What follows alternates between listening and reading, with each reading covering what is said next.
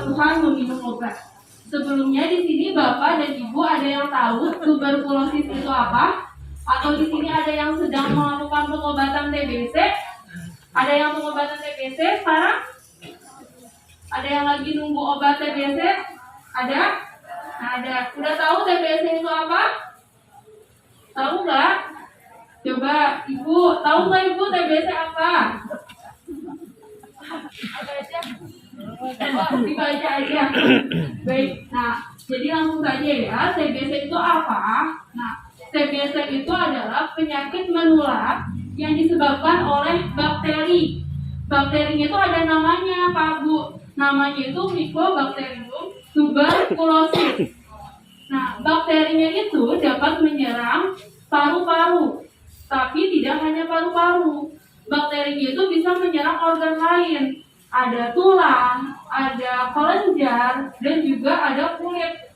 Selain itu, bakteri ini juga bisa menyerang organ lainnya. Jadi TBC itu apa? Penyakit menular yang disebabkan oleh bakteri. Nah, ini saya menemukan beberapa fakta mengenai TBC. Coba di sini dilihat, katanya TBC itu merupakan penyakit guna-guna. Benar atau salah? TBC katanya penyakit guna-guna? Salah. Ya, salah ya. Kalau ada yang bilang, wah itu pasien orangnya batuk lama tuh kena guna-guna, kena TBC, itu tidak benar ya. Karena tadi apa? Bakteri TBC itu disebabkan oleh penyakit TBC itu disebabkan oleh bakteri. Lalu di sini fakta yang kedua, katanya TBC dapat menyerang siapa saja. Betul atau tidak? Betul, ya benar sekali. Bakteri TBC ini dapat menyerang siapa saja, menyerang anak, menyerang dewasa, laki-laki atau perempuan, semuanya dapat diserang oleh TBC bakterinya. Nah, jadi bakteri itu bisa mengenai siapa saja. Fakta yang ketiga, TBC ini katanya pengobatannya memerlukan waktu yang lama. Betul atau tidak? Betul. Berapa bulan ibu-ibu TBC? 6 bulan. Nah, lalu yang ketiga katanya TBC penyakit keturunan. Benar atau tidak? Salah ya, karena TBC itu disebabkan oleh bakteri. Baik, nah selanjutnya, apa saja gejala TBC? Gejala utamanya biasanya apa Ibu? Yang udah tahu? Batuk, benar. Terus? Demam. Ada lagi? Keringat dingin. Keringat dingin di malam hari. Ya, jadi gejala utama TBC itu yang pertama adalah batuk. Batuk berdahak, biasanya itu lebih dari 2 minggu. Jadi kalau ada tetangga atau kita sendiri mengalami batuk berdahak lebih dari 2 minggu, kita harus dicek, takutnya TBC, karena di TBC di Indonesia ini sangat tinggi. Lalu gejala yang lainnya ada keringat malam. Jadi ini dingin-dingin tapi kok baju saya basah, tiba-tiba harus ganti baju, bisa sekali, bisa 2 kali. Nah, hati-hati, itu termasuk gejala TBC.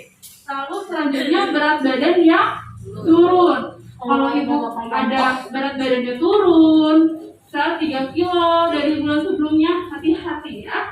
Terus batuk darah.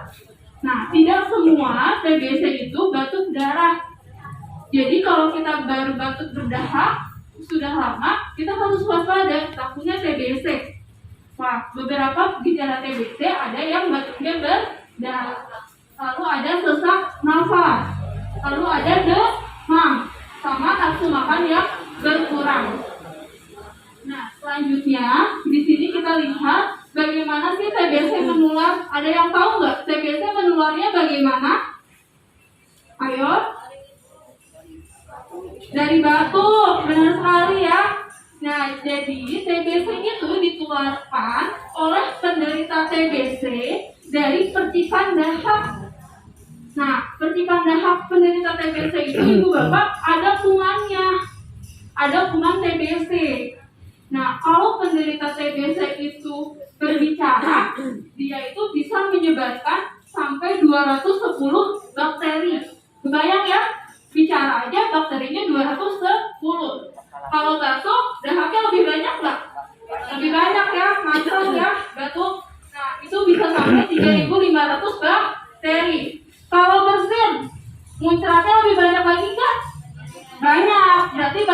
juga lebih banyak, bisa sampai 4.500 sampai 1 juta bakteri. Jadi penderita TB itu dapat menularkan TB pada siapa saja, dan penularannya lewat dahak yang mengandung kuman bakteri. Nah, karena kita tadi udah tahu ya kalau TB itu ditularkan lewat dahak. Jadi apa saja sih yang mempengaruhi resiko kita terkena TB? Yang pertama, merokok. Nah, di sini bapak-bapak ada yang merokok nggak? Nggak? Udah nggak merokok? Benar? Benar ya? Ibu-ibu juga nggak ada yang merokok ya? Nah, merokok itu katanya dapat menjadi resiko kita terkena TBC. Jadi kalau di rumah ada suaminya yang merokok, disuruh berhenti ya merokoknya, jadi kena TBC gitu ya. Nah, terus yang selanjutnya kontak TB. Semakin kita sering kontak dengan pasien yang penderita TB, maka resiko terkena TB-nya semakin tinggi karena penularannya lewat apa tadi? Dahak. Jadi kalau kontak akan tertular. Selanjutnya mempunyai kondisi medis lain. Apa aja sih kondisi medisnya? Nah, misalnya orang yang diabetes, orang yang imunnya rendah, autoimun. Nah, kenapa mereka ini beresiko terkena TBC? Karena mereka itu kondisi imunnya rendah. Jadi kalau kena bakteri, gampang sekali untuk tertular. Lalu selanjutnya adalah lingkungan yang padat. Kalau lingkungannya padat, ventilasi udaranya sedikit, pencahayaan rumahnya sedikit, nah si bakteri ini akan cepat berkembang biak sehingga kita ini akan jadi rentan untuk tertular. Dan yang terakhir adalah perilaku penderita TB. Karena kan tadi TBC itu ditularkan lewat dahak yang mengandung kuman-kuman TBC. Kalau penderita TBC-nya misalnya buang dahaknya sembarangan, berarti kan otomatis kumannya bertebaran ya di mana-mana. Jadi kita akan rentan untuk tertular. Nah, bagaimana cara mencegah penularan TBC? Yang pertama itu, untuk para penderita TB, kita itu dapat mencegah penularan dengan meminum obat secara teratur. Kalau kita meminum obat TBC secara teratur, maka kita akan menurunkan resiko penularan. Lalu yang kedua adalah menutup mulut serta saat kita batuk atau bersin. Tadi kan lewat percikan dahak. Jadi kalau kita batuk atau kita bersin, untuk para penderita TB harus menutup mulut, harus dipakai ketika batuknya. Kalau batuk nanti ditutup, bisa pakai lengan bagian dalam ya, atau menggunakan masker atau menggunakan tisu. Nah, nanti bekasnya kita harus buang ke tempat sampah, jangan digeletakkan di mana saja, kan itu mengandung bakteri. Lalu untuk selanjutnya, ventilasi udara yang baik. Misalnya di rumah kita ada penderita TBC, ventilasi udaranya harus baik, jendela harus sering dibuka agar matahari bisa masuk. Nah, hal itu dapat mencegah penularan TBC. Lalu pengobatan TBC tadi berapa bulan? 6 bulan. Ada fase intensif. Fase intensif selama berapa bulan? Ibu tahu nggak? 2 bulan. Jadi 2 bulan pertama atau disebutnya tahap awal atau fase intensif. Nah, pada 2 bulan pertama ini obat TBC harus diminum secara rutin, teratur setiap hari. Ya, pada fase intensif ini dia fase yang paling penting karena pada fase ini kuman TBC itu akan turun drastis. Bahkan pada 2 minggu pertama, kalau kita konsumsi obat TB dalam 2 minggu pertama, daya penularannya itu sudah semakin berkurang. Tapi masih ada kuman TB-nya, jadi tidak boleh berhenti, harus dilanjutkan. Fase selanjutnya, fase lanjutan. Fase lanjutan itu berjalan selama 4 bulan. Nah, pada fase ini fungsinya untuk membunuh kuman TB yang bersifat non-aktif. Nah, jadi pengobatannya harus tuntas. Nah, lalu bagaimana kalau kita tidak mengkonsumsi obat secara teratur dan tuntas? Nah, kalau kita tidak mengkonsumsi obat secara teratur dan tuntas, yang pertama kita itu bisa menularkan TB pada orang di sekitar kita. Jadi kalau TB-nya kayak udah 2 minggu nih minum obat TB, gejalanya udah hilang. Saya stop aja obat TB-nya. Tidak bisa seperti itu ya Bapak dan Ibu. Mungkin gejalanya sudah hilang, tapi bakterinya masih ada. Jadi masih dapat menularkan pada orang di sekitar kita. Lalu dapat mengulang pengobatan dengan jumlah obat yang lebih banyak. Jadi kalau Bapak dan Ibu misalnya pengobatan yang 6 bulan itu dihentikan, nanti akan mengulang pengobatan, waktunya lebih panjang dan jumlah obatnya akan lebih banyak. Lalu selanjutnya kuman TB-nya akan menjadi kebal. Kalau kuman TB menjadi kebal, kumannya itu akan makin sulit untuk diobati, sehingga membutuhkan lebih banyak biaya dan waktu. Nah, kadang kita lupa ya dalam mengkonsumsi obat TB karena waktunya 6 bulan. Kadang kita suka lupa buat minum obat. Nah, gimana caranya buat nggak lupa minum obat?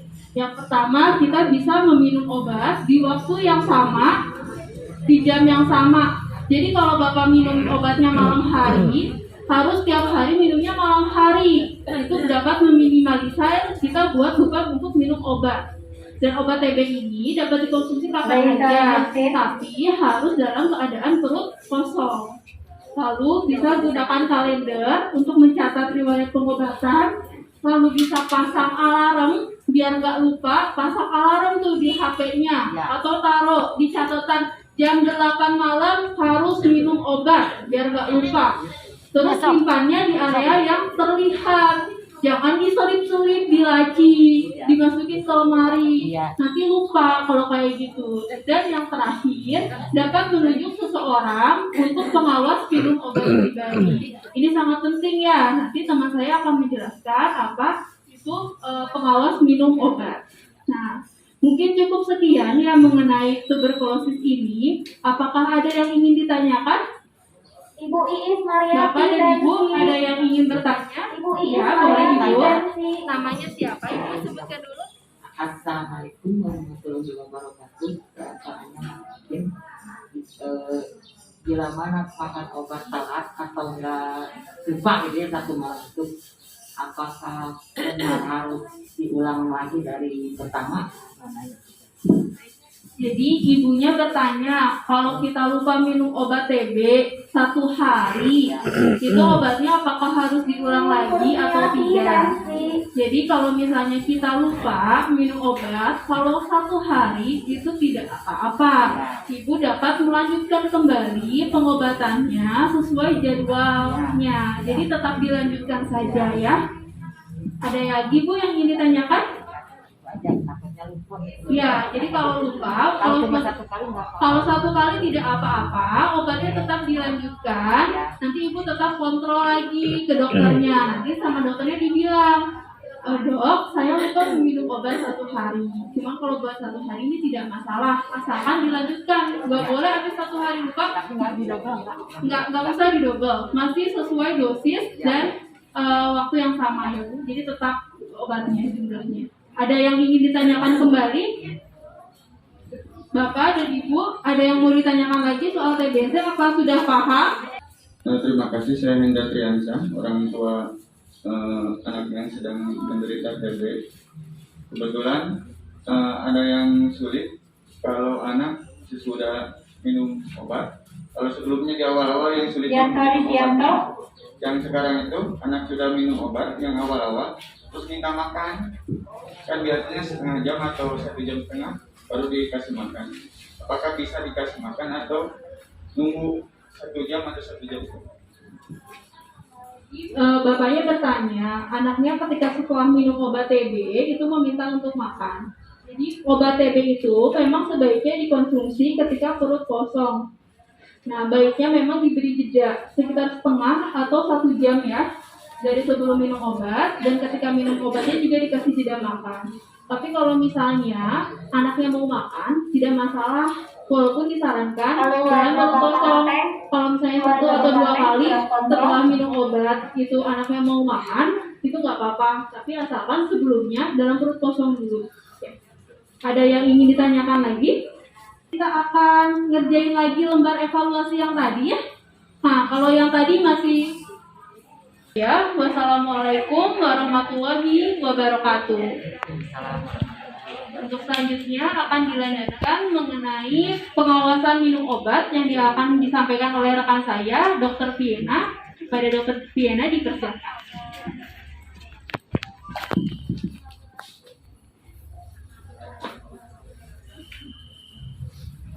Assalamualaikum warahmatullahi wabarakatuh. Ini ibu-ibu, bapak-bapak, setelah proses barusan dilanjut materi yang kedua ya, insya Allah nggak lama. Perkenalkan, nama saya Dr. Viena Nisamin Fadila. Saya dokter calon pegawai negeri sipil di Rumah Sakit Umum Daerah Arisan, Provinsi Jawa Barat. Tadi kita udah membahas mengenai tuberkulosis atau TB, yang mana dijelaskan juga tentang kepatuhan minum obat.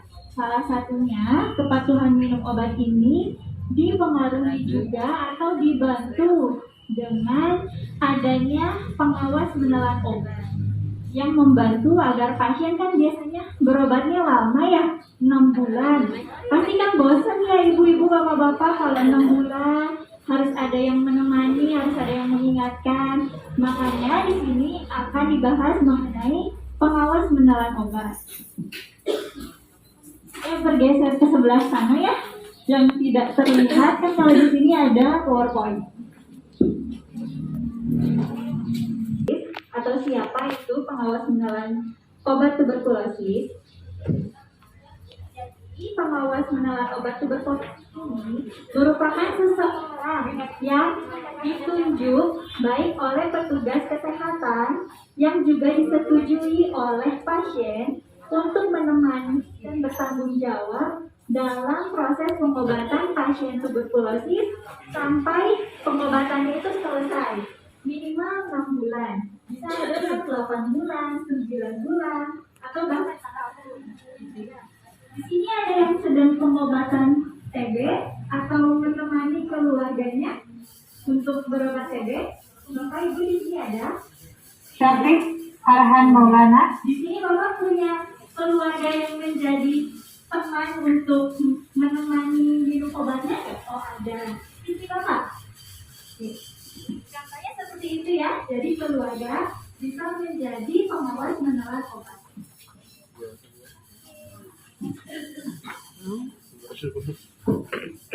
Ya. Jadi seorang pengawas menelan obat karena tanggung jawabnya besar ya, menemani pasien berobat selama 6 bulan. Tentunya ada syarat-syarat yang harus dipenuhi oleh seorang pengawas menelan obat. Di antaranya yang paling penting, orangnya itu harus dekat dan juga dikenal sama pasien. Kalau misalkan nggak kenal, nggak mungkin kita mau ya, nggak mungkin kita mau ditemani, mau dilihatin gitu ya setiap hari minum obat. Jadi harus orang yang dikenal dan juga dekat sama kita. Yang kedua, kalau misalkan nggak sama keluarga yang satu rumah, bisa juga dengan seseorang yang tinggalnya dekat dengan rumah kita. Misalnya saudara kita tinggalnya di samping rumah kita itu masih bisa, atau tetangga yang tidak sangat kita percayai atau kita kenal, itu boleh dijadikan sebagai pengawas menelan obat. Selanjutnya, yang pasti dia harus bersedia untuk membantu pasien dalam pengobatannya. Jadi nggak cuma ya saya sebagai keluarganya, tapi nggak mau bantu, kan sama aja ya. Yang ketiga, yang terakhir bersama-sama dengan pasien mau dibina, mau diberikan penjelasan oleh petugas kesehatan mengenai pengobatan tuberkulosis.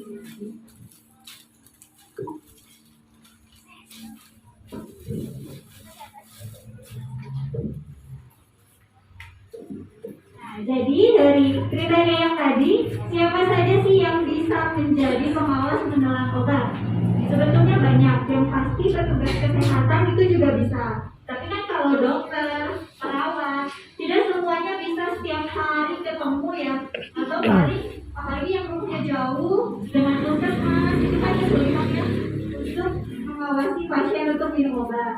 Selain itu, makanya kita bisa mengandalkan orang-orang yang kita percayai, yang kita hormati, yang kita segani. Contohnya tokoh masyarakat, gitu ya. Baik itu Pak RT, Ibu RT, dan lain sebagainya. Juga bisa ditemani dengan sadar kesehatan. Kalau misalkan kita merasa nyaman, kita merasa dekat, boleh kita menjadikan sadar kesehatan sebagai pengawas menelan obat kita. Dan yang terakhir, yang paling penting, yang setiap hari ketemu pastinya anggota keluarga kita.